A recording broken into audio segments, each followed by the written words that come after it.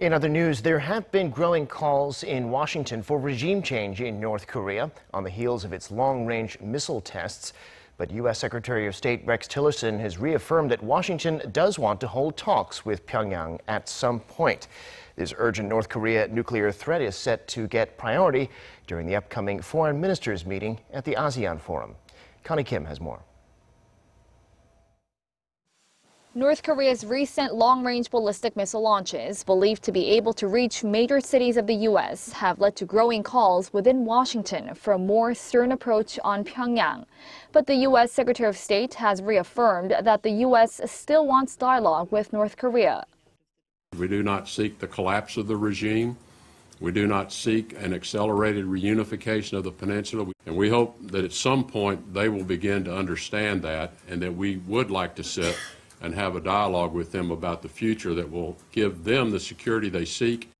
However, with North Korea's missile development taking leaps as shown in recent test launches, other key figures in Washington are saying that the time for talks with Pyongyang is over and that the U.S. should be preparing for a North Korean regime change.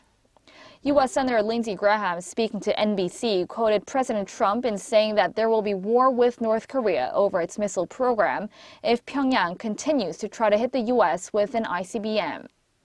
Meanwhile, the White House's stance remains unchanged. All options are on the table in resolving the North's nuclear issue. Stop the missiles, stop the aggression. That's what we're focused on in regards to North Korea, and we're going to continue pushing on that.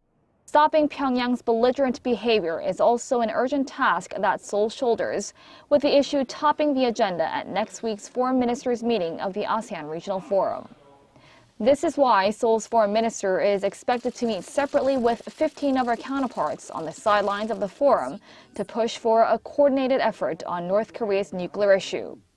And with North Korea also attending the event, attention is geared on what message the regional forum will send to the North to ease tensions on the Korean peninsula. Connie Kim, Arirang News.